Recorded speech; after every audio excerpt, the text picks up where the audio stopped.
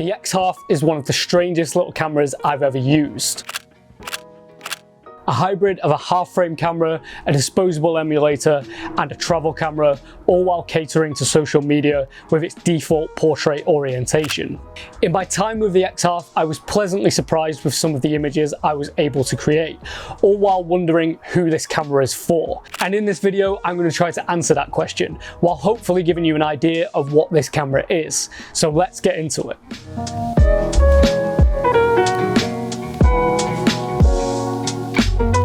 So I think the best place to start is with one of the camera's main selling points, its film mode.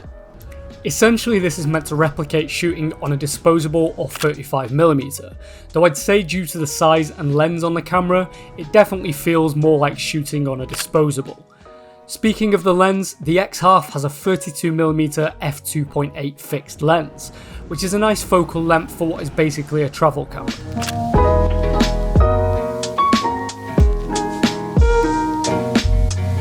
When starting a new roll on the X Half's film mode, you have a choice of 36, 54 or 72 shots, and are locked into whichever film simulation you've selected. For this video, I shot a roll of 36 on nostalgic negative. I chose to shoot in auto exposure mode, which makes all settings automatic, as I feel this best replicates the use of a disposable camera. However, you can also shoot in film mode using aperture priority, so you can still change the camera's aperture.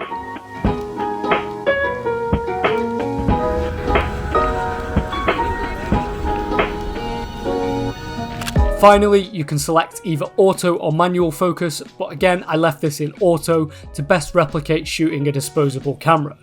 There is also the option to add a date stamp, which I left off on this occasion. When shooting in film mode, you have to wind after each shot. I did have some issues with this where I don't think the winding had registered, and I failed to take a shot due to having to wind again.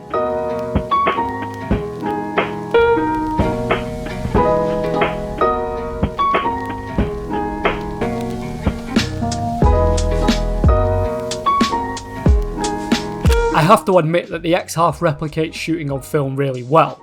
The shots have a really nice nostalgic look to them, aided partially by the 18MP sensor, which naturally looks softer by today's standards, and partially by the camera's inbuilt grain effect. I can definitely see how this camera would appeal to someone who regularly shoots disposable or point and shoot 35mm cameras, as it emulates the look and feel that those cameras create. But with a £700 price point, is it worth it? On average these days, it costs around £25 to buy and develop a disposable camera, so for the price of doing that 28 times, you can pick up the X Half and get very similar images as much as you want without the extra cost. The drawback being that I do feel it takes away some of the joy of what makes shooting film special. It's almost like comparing listening to music on Spotify versus vinyl. Yes, it's more convenient and cheaper, but it lacks authenticity.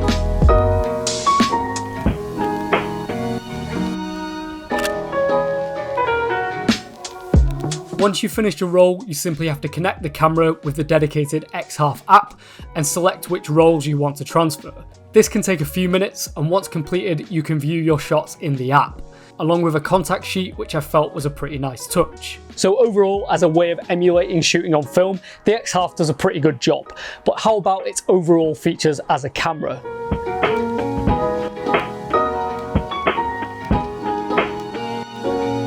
Outside of the camera's film mode, I mostly spent my time experimenting with the camera's different features and settings. The X Half contains the same film simulation options as the rest of the Fuji cameras, which I'm already familiar with, so nothing really new and exciting there, along with the option to add grain with options for weak or strong and small or large. I added grain to almost all of the shots I took to match the film vibe this camera is going for. The shots I took were mostly pretty basic until I started playing around with the camera's filters. These are mostly inspired by different effects you get when shooting analog, such as light leaks or expired film. But using these was really where I started to have fun with the camera. I particularly enjoyed using the light leak filter, as this created an element of randomness, similar to what you'd get if, like me, you've ever fucked up when removing 35mm film from a camera. I really found that a lot of the coolest shots I got with this camera came when I experimented with settings, using a slower shutter speed or setting the exposure dial down to between -1 and -2 while in acros to create some nice moody monochrome shots.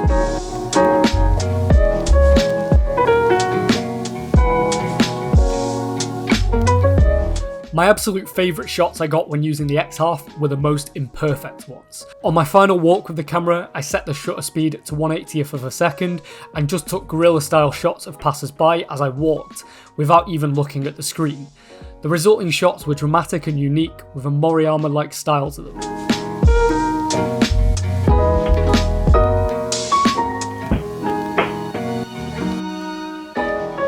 The issue here though is that I'm not sure that the type of customer the camera is aimed at will be looking to experiment with the camera in this way. The default portrait orientation of the screen and the shots is very much marketing towards social media enthusiasts who may not be looking for a camera that they can get this creative with. The X Half does also have the ability to shoot video, something that I initially intended to use much more heavily, but decided against after shooting some B-roll as a test, where I found the lack of stabilisation a struggle to work with. As such, all of the B-roll from when I was out shooting with it was shot on my DJI Pocket 2 instead. Finally, I just want to talk about the accompanying app for the X Half, the key feature of which is its 2-in-1 mode, which ties into the idea of the camera using half a frame per shot. This allows you to select 2 images, 2 videos, or a combination of the 2 to create one full image. You can create some pretty cool combinations with this if you choose 2 shots that complement each other well. So my overall thoughts on the X Half. Well, I was pleasantly surprised. When experimenting with the camera's filters and settings, I ended up taking some shots that I genuinely love. The film mode is a nice addition, but one that I wouldn't use that much if I owned the camera. So would I spend £700 to own this camera? Well, no, but maybe for half the price I would. Okay, that was low-hanging fruit, but seriously, if this camera was more around the £400 to £500 mark, I would look at potentially picking one up as an everyday carry. So thank you so much for watching. If you did enjoy this video, please give it a like, please subscribe, and go and check out some of my other videos. Also go and give me a follow over on Instagram, where I post all my shots. Again, thank you for watching, and I'll see you in the next one.